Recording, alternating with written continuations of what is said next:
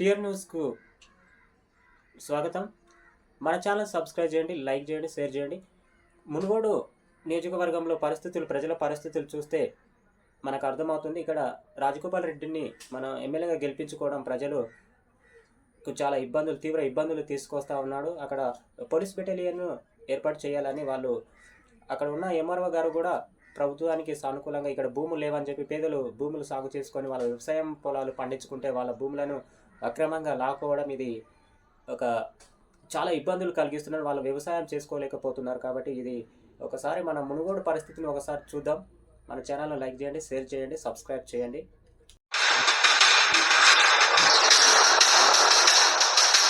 దొరగనక గడ భూములున్నాయి మా ఇలాకాలో ఇస్తాం మీకు అని చెప్పనేసి రాజగోపాల్ రెడ్డి చెప్పినట్టు మాకు తెలిసింది.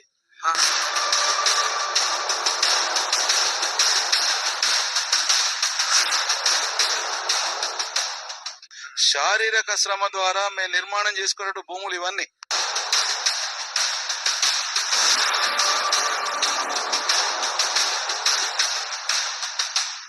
మేము 72 ఏళ్ళకెళ్ళి ఉన్నాం. మేము ఎప్పుడు మా చుట్టుపక్కల మా భూములు ఉండే దానిపై ఆనుకునే ఉన్నాం. నిర్ణయాలు వేసుకుంది కాదు. సర్వే రిపోర్ట్ లో కూడా ఉన్నాయి, వాళ్ళు రాసిన రిపోర్ట్లలో కూడా ఉన్నాయి.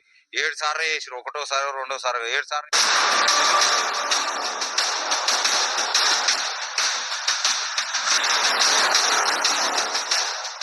ఏదైతే భూములు కబ్జాలో ఉన్నామో మా భూములు మాకు వచ్చిన దాకా, మా భూములు మాకు చెందిన దాకా మా పోరాటం ఆగదు. ఏ ప్రభుత్వాలు వచ్చినా మేము మా మరణమన్నా చూస్తారు తప్పిస్తే ఈ భూములు పోకుండా మేము చూస్తాం అంతే.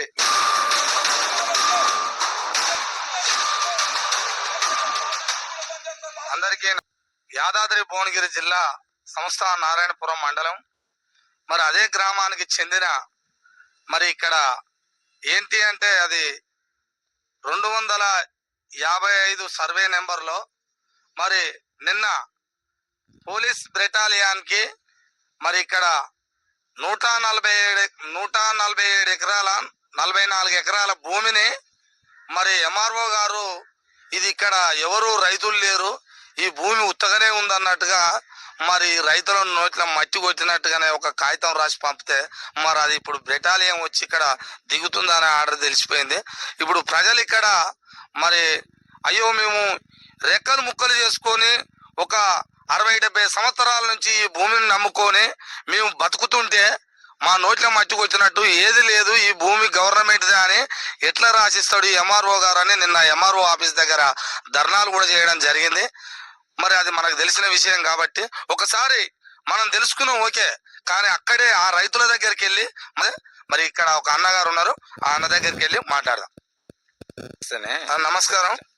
మరి ఇప్పుడు ఇక్కడ ఏదో పోలీసు బెటాలియన్ వస్తుందన్న సంగతి తెలిసింది. నిన్న మీరు ధర్నాలు ఏవో చేశారని తెలిసింది. మరి అది నిజమేనా? నిజమే అన్న.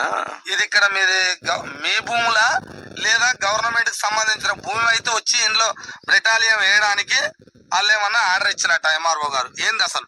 మాకు ఇది 250 2-3 గుంటలు 5 గుంటలు తీసి మార్కెట్ కోసం కూడా మా రైతుల కోసం అని మార్కెట్ అక్కర వస్తుందని తలా ఇంత తీసి కూడా వేసుకొని మార్కెట్ కోసం కూడా ఇచ్చుకున్నాము. ఇందులో మాకు తెలియకుండా కొంతమందికి సరే మా దాంట్లో కూడా కొంతమందికి ఒరిజినల్ పాత పాస్బుక్లు సర్టిఫికేట్లు అవన్నీ ఉండగా కూడా కొంతమందికి ఒక 40-55 మందికి ఆల్రెడీ ఆన్లైన్ పాస్బుక్లు కూడా ఇచ్చిండు. కొందరు డబ్బులు ఇస్తే ఇచ్చారు. సరే లోపలంగా అయినా మా రైతులకే మేలు జరిగింది, మేము కూడా దాంట్లో మేలు జరిగింది. ఇంకా కొంతమంది ఉన్నాము, కొంతమంది అంటే సరే చేయమంటే చేస్తాము అది ఇది అనుకుంటే కాలం గడుపుకుంటూ వచ్చారు. ఇప్పటిదాకా కూడా మేము కలెక్టర్ గారి కాళ్ళకీలకు రిప్రజెంట్ వేసుకుంటూ వస్తున్నాము. ఇప్పుడు ఏంటంటే మాకు తెలియకుండా లోపల అక్కడ ఎవరు లేరు, నో అబ్జెక్షన్ సర్టిఫికేట్ అని చెప్పేసి ఎంఆర్ఓ గారు గవర్నమెంట్ కు పోలీస్ బెటాలియన్ వాళ్ళకు రాసి ఇచ్చారని లోపలంగా జరిగింది. మేమేమో పాస్బుక్ ల కోసం అని మేము తీరుకుంటూ ఏరినాము, మాకు కొంతమందికి ఇచ్చారు, మాకు అనుకుంటా ఈ లోపలంగా ఇచ్చుకుంటూ ఏరారు. ఇది మేము అట్లా ఇవ్వద్దు అని చెప్పేసి మేము నిన్న ఎంఆర్ఓ ఆఫీస్ కాడ ధర్నా చేసినాము. అటు కలెక్టర్ గారికి ఇచ్చినాము, ఎమ్మెల్యే గారికి ఇప్పుడు ప్రస్తుతం ఉన్న ఎమ్మెల్యే గారికి ఇచ్చినాం. పోయిన ప్రభుత్వం ఆల్రెడీ ఒక ప్రొసీడింగ్ కూడా చెప్పింది మేము ఇవ్వమని చెప్పేసి అక్కడ సర్వే అని. గత 7 సార్లు చేసారు, సర్వే కూడా చేసారు, డిజిటల్ సర్వే కూడా చేసారు, అందరి కబ్జాలు ఉన్నాం. దాని ప్రకారం మేము ఏమన్నాం. ఇప్పటికి కూడా స్పందన లేదు. మేము ఆల్రెడీ అందరికి అడిగిపోయినాము. ఎంఆర్ఓకు ఇచ్చిన ఎంఆర్ఓ భూముల మీద పాత పట్టా బుక్కులు అయితే ఉన్నాయి మీకు? ఉన్నాయి, సర్టిఫికేట్లు ఉన్నాయి, పట్టబుక్కులు ఉన్నాయి, పాస్బుక్లు ఉన్నాయి. వాళ్ళకు నచ్చిన వాళ్ళకేమో అసెంబ్లీ కమిటీ తీర్మానం రాసుకుంటారు, లేకుంటే తీసి పక్క పెట్టేస్తారు. అలా ఉన్నా కానీ తీసి పక్క పెట్టేసుకుంటారు. కొంతమందికి ఇయ్యలేదు. మేము 72 ఏళ్ళకెళ్ళి ఉన్నాం. మేము ఎప్పుడు మా చుట్టుపక్కల మా భూములు ఉండే దానిపై ఆనుకునే ఉన్నాం. నిర్ణయాలు వేసుకు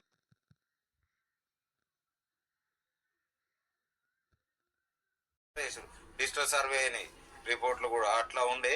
మేము కలెక్టర్ గారు కూడా ఇచ్చాం. ఈ రోజు కూడా ఎంపీ గారికి అడిగితే ఎంపీ గారు కూడా అదే అన్నారు, మీరు అక్కడ కబ్జాలు ఉన్నాక కూడా మీరు ఎట్లా రాస్తారని ఎంఆర్ఓని అని ఈ రోజు కూడా అడగడం జరిగింది. మరి ఇప్పుడు దేని మీద ఎవరన్నా ఒకరు మీకేమన్నా భరోసా ఇచ్చినట్టు, ఓ ఎమ్మెల్యే గారు లేదా ఓ ఎంపీ గారా లేదా అదే ఎంఆర్ఓ గారి దగ్గర, ఎందుకంటే ధర్నా కార్యక్రమం చేశారు కదా, మరి వివిధ రైతులందరూ వెళ్ళిపోయి చేశారు కాబట్టి మరి మీకేమన్నా హామీ ఇవ్వడం జరిగిందా? మేము ఇప్పుడు ఈ రోజు కూడా మేము నిన్న అడిగితే ఏమనంటే, సరే మీరు ఇచ్చిన రిపోర్ట్ మేము పైకి పంపిస్తాం, గవర్నమెంట్ ఏది చెప్తే అదే అన్నట్టుగా మాట్లాడుతున్నాం ఎంఆర్ఓ. కానీ మేము ఇప్పటిదాకా కూడా మాకు ఏమని చెప్పినంటే ఎంఆర్ఓ గారు, మేము లేదండి మీకే అవుతుంది, మీకే ఎంతసేపు ఉన్నా కబ్జాలు ఉన్న వాళ్ళకి ఇస్తాం, పాస్బుక్లు ఇస్తాం అనుకుంటూ వస్తుండే ఇప్పటిదాకా కూడా.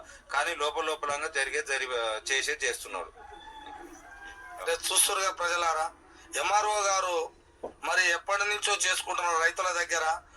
ఎవరో కొంతమంది అంటే ఇదే రైతులలో కొంతమంది 5-10 ఏదో ఒకటి కొంత ఇస్తే కొంతమందికి పట్టాలు చేయడం, కొంతమందికి చేయకపోవడం. తీరా ఇప్పుడు అడిగి చూస్తేనేమో ఏమంటున్నారంటే, చేస్తాంలే, అది ఎంతవరకైనా మీకే దక్కుతుందిలే అని అంటున్నారట. కానీ అది ఎంతవరకు న్యాయం జరుగుతుందో కూడా తెలియదట. మరి అదే విధంగా అక్కడ కూడా ఒక సార్ ఉండి, మరి ఆ సార్ను కూడా అడిగి తెలుసుకుందాం. మరి అక్కడికి వెళ్దాం మనం ముందుకి. సార్ నమస్కారం. సార్ సార్ మీ పేరు? నా పేరు చిలివే రంజయ్య. చెప్పండి సార్, ఏంది అసలు ఈ పోలీస్ ఏంది, బ్రిటానియం ఏంది? ఇది నిజంగానే గవర్నమెంట్ భూమేనా? ఇక్కడ రైతులు ఉన్నారా లేరా? వాస్తవమేనా? ఏంది అసలు ఇది? దరిద్రం ఏంటంటే, నాకు తెలిసి ఈ నియోజకవర్గానికి, మునుగోడు నియోజకవర్గానికి రాజగోపాల్ రెడ్డి తీసుకొచ్చుకోవడమే దరిద్రం. ఎందుకంటున్నాం అని చెప్పానంటే, భారత కమ్యూనిస్ట్ పార్టీగా మేము దాదాపు సపోర్ట్ చేసినాం. మరి మాకు ఇక్కడ భూములు, నాకు కూడా ఇక్కడ భూమి ఉన్నది. ఇప్పుడు ఏదైనా భూమి కావలసి వచ్చినప్పుడు ప్రభుత్వాలు ఏం చేస్తాయంటే ప్రజాభిప్రాయ సేకరణ పెడతాయి. ప్రజాభిప్రాయ సేకరణ పెట్టిన తర్వాత ప్రజల అభిప్రాయం మేరకు ఇక్కడ భూముల రైతులు ఉన్నారా లేరా అనేటువంటి అంశం తెలుసుకొని చేస్తారు. కానీ ఏదో దొరగనక గడ భూములున్నాయి, మా ఇలాకాలో ఇస్తాం మీకు అని చెప్పనేసి రాజగోపాల్ రెడ్డి చెప్పినట్టు మాకు తెలిసింది. దానికి తోడు ముఖ్యమంత్రి గారు కూడా ఈయనకు హోంమంత్రి పదవి ఇస్తారు అనేటువంటి కాన్సెప్ట్ తోటి నా ప్రాంతంలో పెట్టుకుంటా అని చెప్పనేసి రేవంత్ రెడ్డి గారికి ఈయన హామీ ఇచ్చినట్టు నా తెలిసింది. సరే, మేము బెటాలియంకు వ్యతిరేకం కాదు, బెటాలియం పెట్టుకోవాలి, పెట్టుకోవద్దంటలేము. అయితే ఇదే బెటాలియం పెట్టాలనుకున్నప్పుడు ఖాళీ భూముల్లో పెట్టాలి, రైతులు లేనటువంటి భూముల్లో పెట్టాలి. రైతులు దాదాపుగా మా కష్టాలు ఎన్నని కావు. మేము దాదాపు మా తల్లిదండ్రులు నాకు అవగాహన ఉన్న మేరకి ఇక్కడ రాయి తీసినాడు. అవి ఆ రోజు జేసీబీలు లేవు, ఆ తర్వాత హిటాచీలు లేవు, ట్రాక్టర్లు కూడా లేవు. ఆనాడు కటిక దరిద్రంలో బతికినటువంటి మేము, మా కుటుంబాలు, వాస్తవంగా ఇక్కడ కాంగ్రెస్ గవర్నమెంట్ అప్పుడు పరిపాలన ఉన్నది.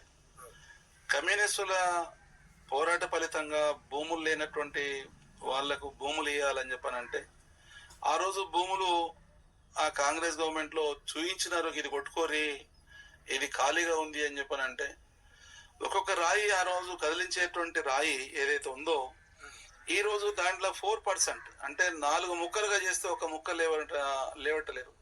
అలాంటి రాళ్ళు గట్టిగా తిని ఒక్కొక్క పూట గట్టిగా తిని ఇక్కడ ఎంత చదును చేసుకున్నటువంటి నేల. మరి నాకు తెలిసి దీనికి ఒక రోజుకి దాదాపు ఆ రోజున 12 రూపాయలు కూలి కట్టించేదట, 12 నుంచి 15 రూపాయలు కూలి కట్టించేదట. మీ నాయనలకు మీ తాతలకు అంటే 15 ఎకరాల భూమి కొనుక్కోవచ్చు ఇక్కడ కూలి పైసలు పెడితే. మరి అలాంటి భూముల్ని ఆ రోజు చెప్పి పేదల్ని ఎంతసేపు బాధ పెట్టడం తప్పిస్తే, మరి ఆ భూముల్ని ప్రభుత్వాలు మారుతున్నా కొద్దీ వాళ్ళ చట్టాలు మార్చుకోవడం, ఇంకెవరికో ఇస్తామని చెప్పి అనుకోవడం, వాళ్ళ అవసరాలకు మేము తీసుకుంటామని చెప్పి అనుకోవడం, మొత్తం అర్థంగా తయారు చేసి తర్వాత మీ అవసరాలు తీసుకుంటే మా పరిస్థితి ఏంటి? ఇవాళ మాకు డబ్బులతోటి ముడిపెట్టాల్సినటువంటి అవసరం లేదు. ఈ భూముల్లో మేము పొద్దుగా లేసి పొద్దుగా కాయ కష్టం చేసుకొని బతికేవాళ్ళం. మరి ఈ భూములు మా భూములు మాకే కావాలి. శారీరక శ్రమ ద్వారా మేము నిర్మాణం చేసుకునే భూములు ఇవన్నీ శారీరక శ్రమ ద్వారా పెట్టుకునే. నిన్న మొన్న మా కాలానికి వచ్చినప్పుడు మేము కూడా జేసీబీలతోటి పని చేయించుకున్నాం. జేసీబీలతోటి లక్షల రూపాయలు పెట్టినాం ఇలా. మరి వాళ్ళు ఇచ్చేటువంటి వాల్యూకి సంబంధించినటువంటి రెవెన్యూ వాల్యూకి సంబంధించిన 60,000 ఉండొచ్చు. వాళ్ళు ఇస్తే రేపు పొద్దుగాల 60,000 ఇస్తారు, 2 లక్షలు ఇస్తారు. 2 లక్షలతోటి మా జీవనోపాధి కుదరదు. అది రేపు పొద్దుగాల 2 లక్షలు తీసుకుని పోతే అవతల 1 గుంట భూమి కదా 10 గజాల భూమి దొరికేటువంటి పరిస్థితి లేదు ఈ ప్రాంతంలో. మరి ఈ పేద ప్రజలకు ఈ భూములు కావాలి. ఏదైతే భూములు కబ్జాలో ఉన్నామో మా భూములు మాకు వచ్చిందాకా, మా భూములు మాకు చెందిందాకా మా పోరాటం ఆగదు.